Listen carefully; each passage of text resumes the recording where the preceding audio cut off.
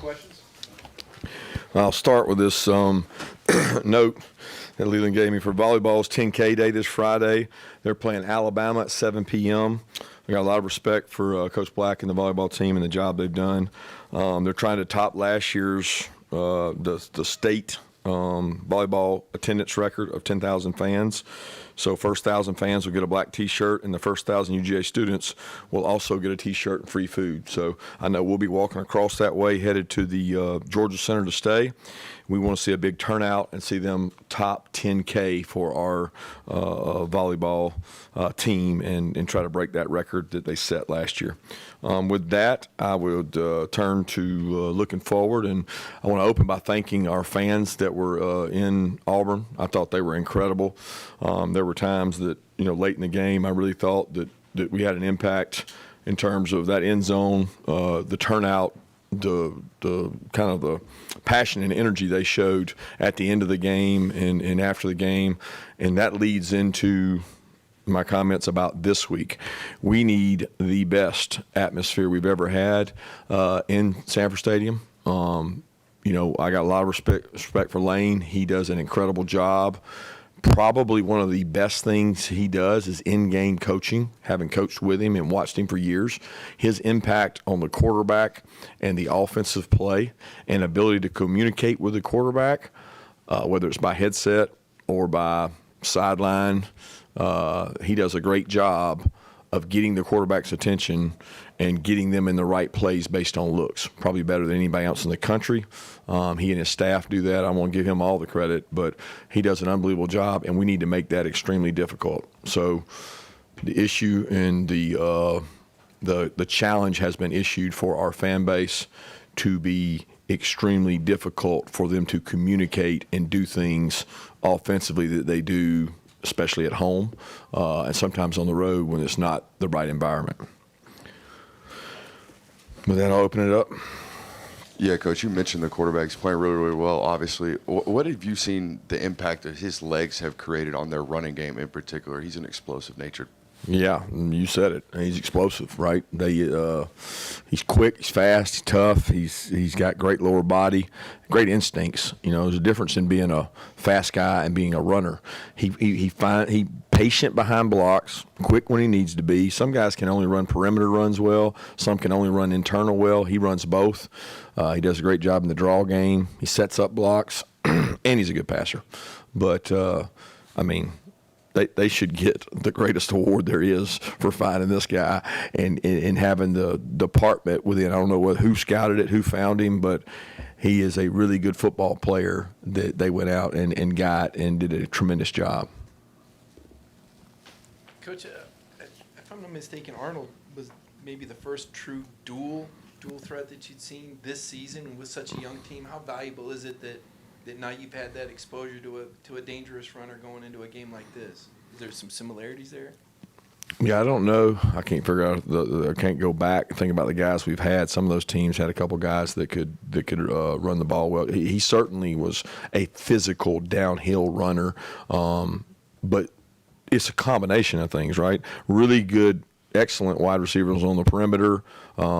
Really big physical offensive line, because sometimes you have a runner like him and maybe you're playing somebody that doesn't have the same offensive line. You have an extremely physical offensive line, a lot of sideways perimeter runs packaged together with the quarterback runs. And look, Ole Miss has all those same plays. I mean, you turn on the tape, they're tremendous offensively, and there's not a run that Auburn runs that they can't run, and they have a lot of the same weapons that Auburn does on the perimeter. So what Jackson did was really good. Really, they had a good plan, and we got to find ways to stop it. What have been your impressions of Kewan Lacey and then really just the Ole Miss run game as a whole? Extremely, he becomes more effective because of the quarterback. He becomes more effective because of the tempo. They use tempo. They're able to go really fast. They wear people down. You get lots of snaps against them, and we've had a lot of practice getting lots of snaps, that's for sure, defensively. But they get lots of snaps, and they wear you down, and he's a good back. He's vertical, sideways, catches the ball, explosive, really good player. Kirby, how's Chauncey Bowens' health, his calf, lower leg, stuff like that? We didn't see him play a whole lot this past Saturday.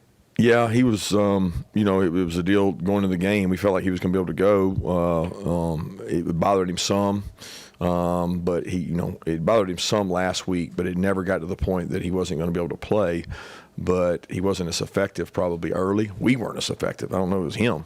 But we struggled to run the ball a little bit early, and then when those other guys got going, we went with those guys. But he should be fine. He should be ready to go this week.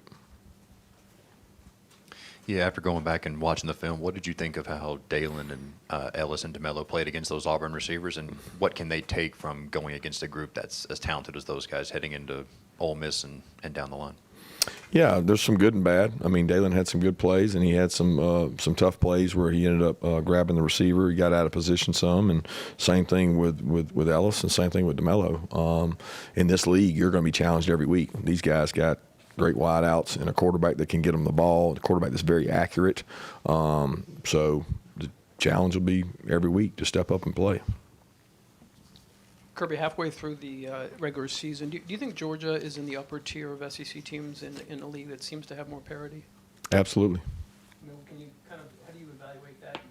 I don't evaluate because I only evaluate the teams we play. Yeah. So I think we got a really good football team, and I think it shows every Saturday we go out and compete. I don't study the film of the ones we don't play, although most people you don't play, you get on crossover games. But I'm not in the process of evaluating. I'm evaluating us and Ole Miss right now. Yeah, Coach, speaking of Ole Miss, two players that are very impactful on their offense, in my opinion, Caden Lee and Deuce Alexander, two state of Georgia players. I'm sure you evaluated them here. What have you seen in terms of growth from them individually in college? Both really good players. They're both very experienced, talented guys. Came up in our state. They got a bunch of guys from our state. They recruit our state hard. They do a good job in our state. They have coaches that played here. They've got ties to the state. Our state supplies every team in the country with players. But Ole Miss does a great job of recruiting in our state, and both those players are really good players. They're getting a chance to come home in front of their families and have an opportunity to play. Kirby, from the Auburn game, the timeout being waived off thing has become a thing. Have you talked to the SEC about that, and have you watched the film to kind of see that, like, it does appear that you are calling timeout? Did you even not realize you were, or what? I talked to no one, the SEC office-wise, and I stand by what I talked about after the game. Worried about Ole Miss.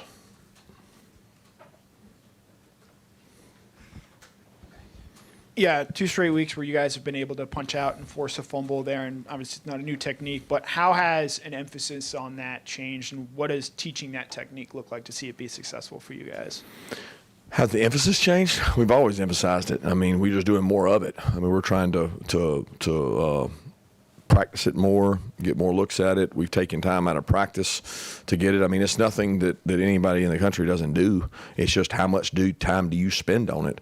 We've tried to take cut-ups of every play in a game that we miss an opportunity to take a shot at the ball and show that. And then we also flip it around, or our defensive staff flips it around, and they show where we did take the opportunity to it's a compilation of clips. So you're getting all these small clips of shots on ball, hitting the ball, and just trying to do something different so maybe we get a different result.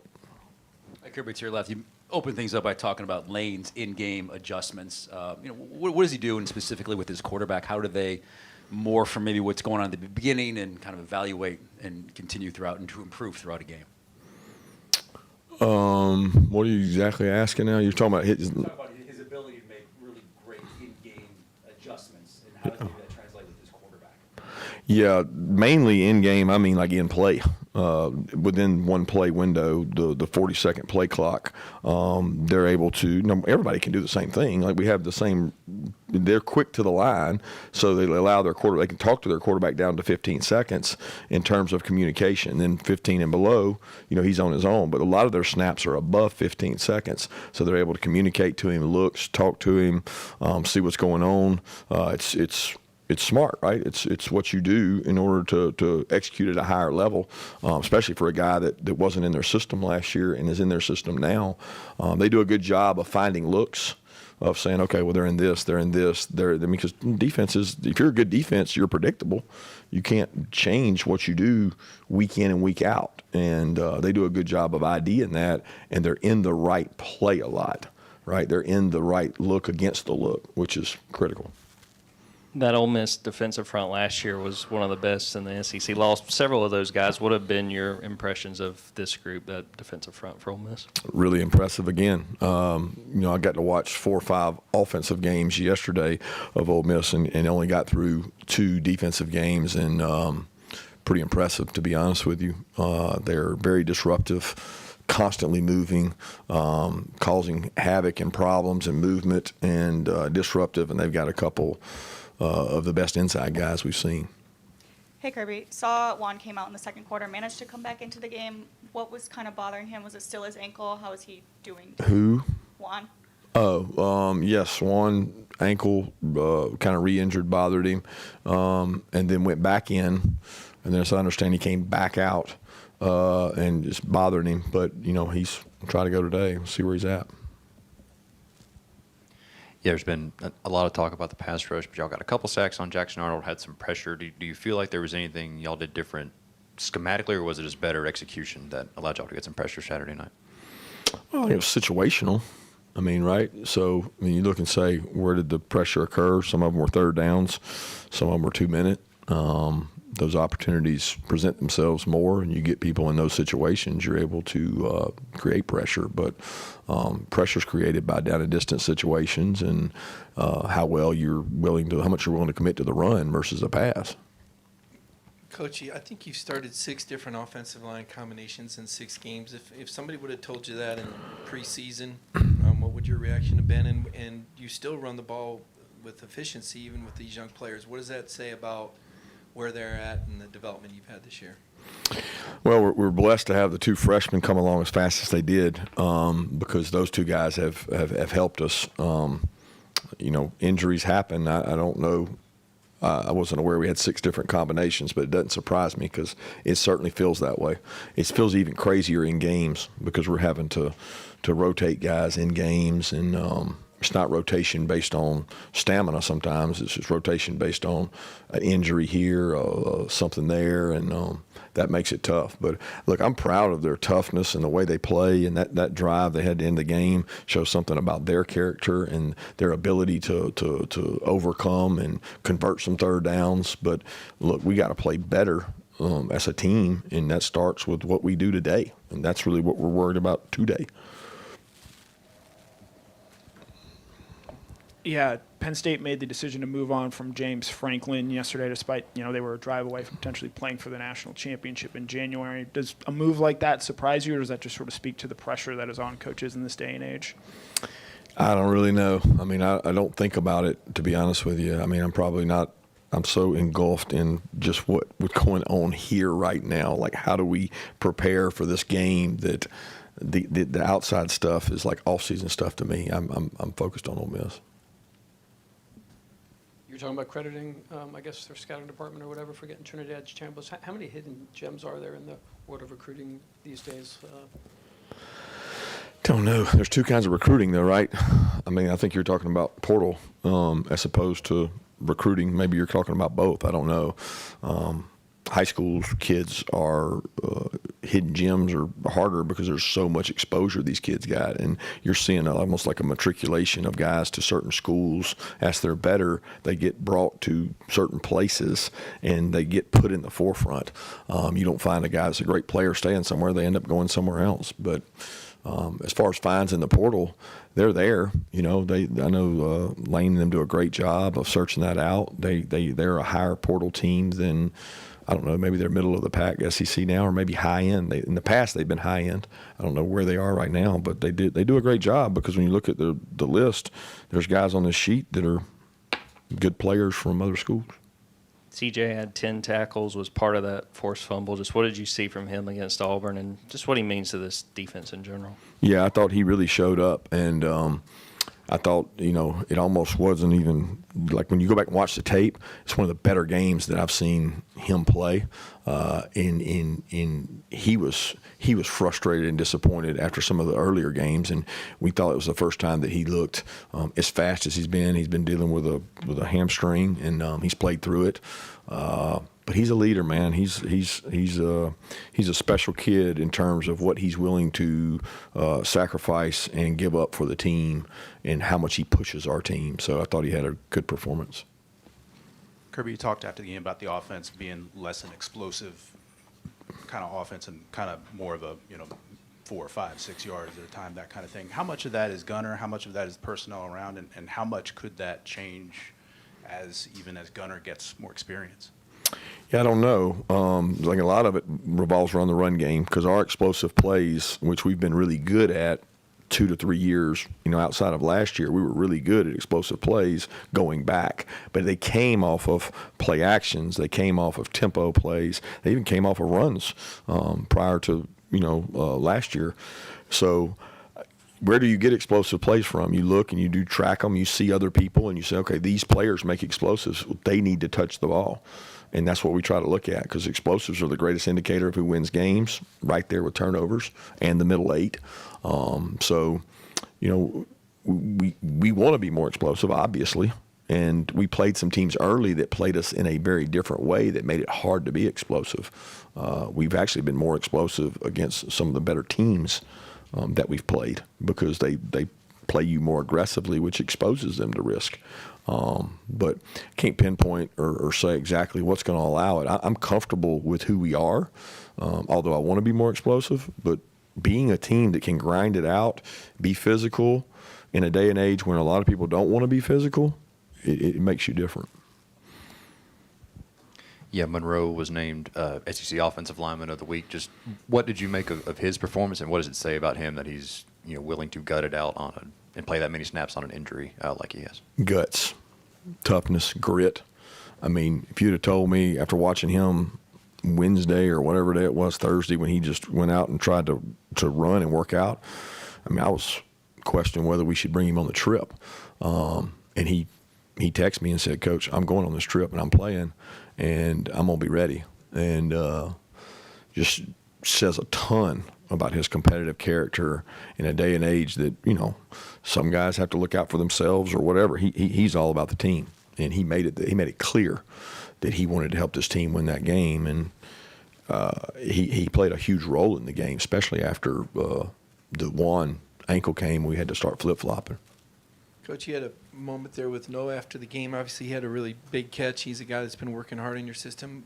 As the season progresses, this looks like another addition, another weapon. How important is it to add him to the arsenal, and how big of a hump do you think that was for him to get over, to have that kind of a moment and that kind of game in your offense? Well, he's played well in that stadium before, and he had a really big game when he played before, and we knew he had a lot of confidence against some of their guys, and he continues to show confidence. There's nobody on our team that pulls harder for our team, and he's in every huddle, and he's cheering on the defense. He's cheering on the kickoff team. He has been the embodiment of a team player and competing, and we got to continue to find opportunities to get him touches and make explosives. And we had several balls that went at him the other day, and got to continue to do that. Time for one more question. Think back to last year and the scenes of their fans storming the field and your guys having to get off, and everybody from your team saying, I don't want to feel that again. Do you use that as motivation this week? How do you go about reminding the guys about that? Yeah, not a big revenge guy. I mean, they could have said that last year about us because they came here and played the year before. I'm big into what gets us to play our best, and that usually comes from intrinsic stuff for me, not from looking at the past. Those teams were different teams, and this team's a different team. Thank you.